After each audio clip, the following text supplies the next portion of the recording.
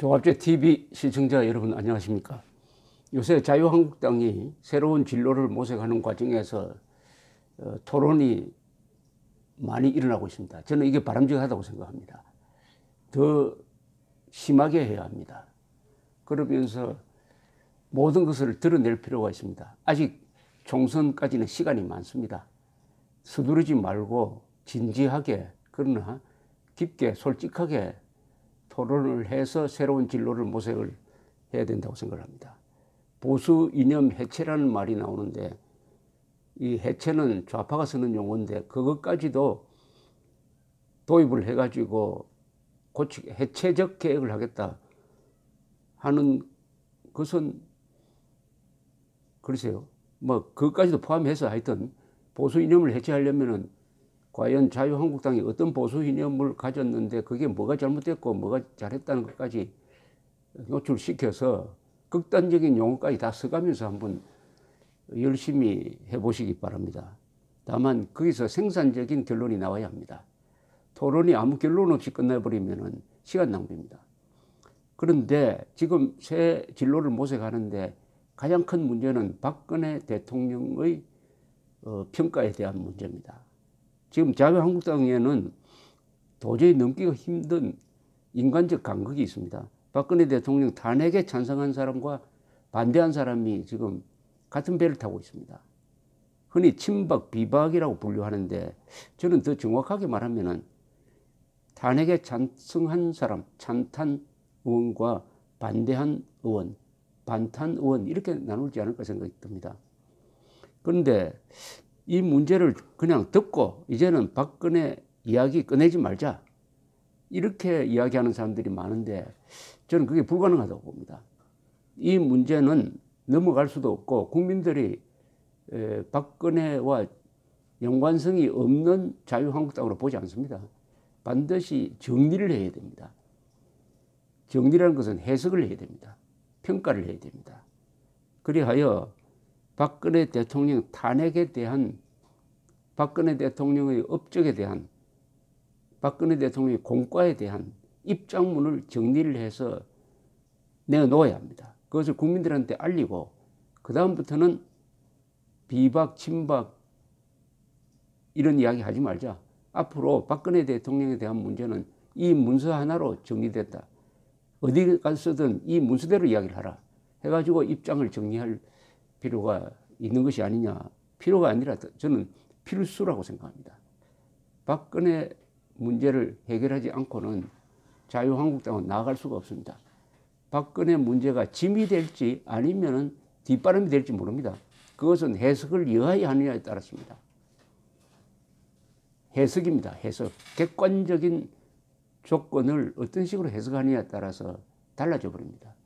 물이 반컵 남아있을 때 어떤 사람은 야 반이나 남아있다 라고 이야기하는 사람도 있고 어떤 사람은 반밖에 없다라고 이야기하는 사람도 있습니다. 비관과 낙관이죠. 해석이 상반되면 그 뒤에 행동도 달라지는 것입니다. 그래서 이 박근혜 문제에 대해서 진지한 토론을 먼저 해야 이 보수 이념의 재정립도 가능하지 않을까 생각이 드는데 박근혜 문제를 정리하는 데 있어서 몇 가지 포인트를 제가 한번 정리를 해봤습니다. 첫째, 친박계는 박근혜 대통령을 제대로 견제하거나 보좌하지 못한 데 대해서 사과해야 합니다. 특히 2016년 4월 총선 공천 과정의 독선에 대해서 사과해야 합니다. 그 독선이 국민들을 짜증나게 만들고 비박계가 앙심을 갖게 된 계기였지 않습니까? 두 번째, 비박계 중 찬탄, 탄핵에 찬성한 의원들은 역사적 과오를 인정해야 합니다. 좌파와 싸운 자당의 대통령을 좌파와 손잡고 탄핵해가지고 결과적으로 좌파 정권의 등장에 도우미 역할을 한 점을 인정해야 합니다. 세 번째, 박근혜 대통령의 공과를 객관적으로 평가해야 합니다. 잘한 점과 잘못한 점을 정리하면은 이것은 제 생각입니다. 07, 과3 정도는 될 것입니다. 네 번째, 이런 토론의 결과를 반드시 문서화해야 합니다. 앞으로도 박근혜에 대한 평가는 이 문서에 기초해가지고 통일된 입장을 견지해야 합니다. 그 다음에 친박, 비박, 소멸을 선언하고 언론이 그런 용어를 쓸 때는 항의해야 합니다. 6번째, 박근혜는 역사 속에서 지울 수가 없는 사람입니다. 보수는 역사를 단절로 보지 않습니다. 더구나 박근혜 씨는 박정희와 불가분의 관계인 점을 고려해야 합니다. 박근혜는 적폐가 아니라 우리의 역사입니다. 역사는 영욕입니다. 영광과 욕된 것이 같이 있는 것입니다. 이런 작업을 하는데 참고가 될 만한 사례가 있습니다. 그것은 등소평입니다. 잘 아시겠지만 등소평은 문화대혁명의 피해자였습니다. 2번이나 쫓겨났습니다. 그런데 문화대혁명을 주도했던 세력이 모택동 사망 이후에 군에 의해서 일소되니까 다시 실권자로 복귀를 했습니다. 이 사람이 이 문화대혁명 10년이 저지른 이 난장판을 수습하고 개혁개방으로 가려고 하니까 걸림돌이 하나 있었습니다. 모택동을 어떻게 평가하느냐입니다. 모택동의 그리하여 1981년 6월 27일 중국 공산당 제11기 중앙위원회 제6차 전체회의가 역사적 문서를 내어놓습니다. 건국 이래 당의 약간의 역사 문제에 대한 결의를 만장일치로 채택합니다. 모택동을 객관적으로 평가합니다. 모택동을 객관적으로 평가하는데 그 평가의 결론이 07과삼 정도입니다. 잘한 게 7개고 못한 게 3이다. 못한 거 3은 뭐냐? 문화대혁명이다. 문화대혁명에 관한 한 가차없이 비판합니다. 문화대혁명은 모택동이 일으킨 일종의 반란이었다고까지 규정을 합니다. 그러나 모택동이가 중국을 통일하고 더구나 100년 넘는 내란의 시대를 접고 중국이 세계사에서 중요한 역할을 하도록 만든 그 점은 부정할 수 없다. 그러니까 07과삼이다. 그러니까 모택동을 적폐로 삼지 않았다는 거죠. 등소평은 모택동을 적폐로 삼았다면 등소평은 권력 유지도 불가능했을 겁니다. 이런 개혁 개방은 우선 자중질환이 일어나가지고 아마 한 걸음도 앞으로 나가지 못했을 것입니다. 이 모택동을 평가하는 데 있어서 등소평이가 모범을 보였습니다. 등소평은 피해자였습니다.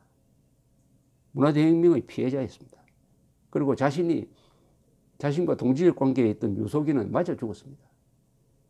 그런 것을 다 싣고 나에게도 잘못이 있다라고 이야기합니다. 피해자가 나에게도 잘못이 있다고 그래요. 왜냐? 모택동의 그런 과속 질주를 말리지 못한 점, 그 점은 나의 잘못이다라고까지 이야기를 하면서 모택동에 대한 전면 부정을 하지 못하게 합니다. 전면 부정을.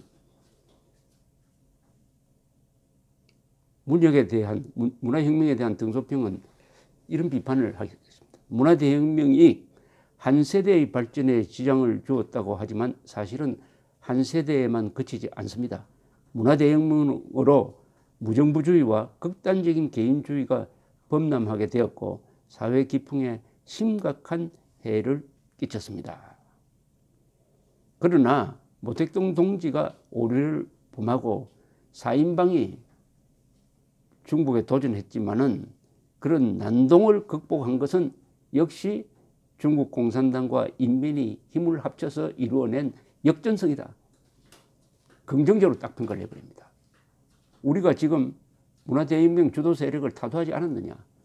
이것은 모택동이 잘못하고 그 하수인들이 4인방이 설친 것을 중국 인민과 당이 손을 잡고 진압한 위대한 역전성이다. 이렇게 합니다. 이게 역사를 긍정적으로 보면은 거기서 힘이 생기는 거죠. 그러니까 모택동에 대한 입장 정리가 되니까 모택동은 살아남았습니다. 지금도 존경을 받고 있어요. 동시에 모택동을 지지했던 사람이 등소평 지지로 바뀌었습니다. 모택동을 부정했더라면 모택동을 지지했던 사람은 등소평 반대로 갔을 겁니다. 역사를 분열시키면 지금 문재인 정권식으로 역사를 청산한다, 뭐 적폐를 청산한다 하면은 반드시 국민 분열이 일어납니다. 국민 분열이 일어나면은 대통령은 그만큼 힘이 빠집니다. 빠져요. 또 나중에 다시 역사가 바뀌면서 그게 부메랑이 돼서 돌아와서 오늘 적폐라고 이야기하는 사람들이 적폐로 몰리게 되어 있습니다. 그러나 등소평처럼 모택동을 객관적으로 평가하고 긍정적으로 해석을 함으로써 결정적인 시기에 국론 분열을 막고 개혁 개방으로 감으로써 오늘날 중국이 30년 동안 연 10% 성장이라는 인류 역사상 전무후무한 발전을 하는 기초를 바로 역사 해석으로 만들어낸 것입니다. 역사 해석으로.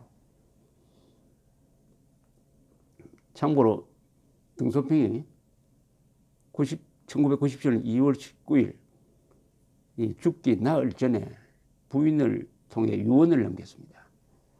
중국 공산당 중앙판공실로 편지를 보냈습니다. 유언에 이런 내용이 있습니다. 유체 시신입니다. 유체 고별 의식 같은 것은 거행하지 마라. 빈소도 차리지 마라. 유체는 의학 연구를 위해 해부용으로 제공하고 각막은 필요한 사람에게 제공하라. 이렇게 이야기했습니다. 화장한 뼈가루는 바다에 뿌려라. 유언에 따라 비행기에 실려 동중국해에 뿌려졌다. 이렇게 되어 있습니다. 등소평의 담백한 역사관. 이걸 참고로 해가지고 자유한국당이 박근혜 문제를 객관적으로 긍정적으로 평가를 해야 됩니다. 보수는 아래 위를 아는 사람입니다. 죽은 사람과 살아있는 사람과 앞으로 태어날 사람을 이어주는 것입니다. 그렇다면 이승만, 박정희를 부정한 보수 이념은 있을 수가 없습니다. 이승만, 박정희를 계승한 대한민국의 역대 대통령을 부인할 수가 없습니다. 역사는 적폐가 아닙니다. 역사는 영용입니다. 감사합니다.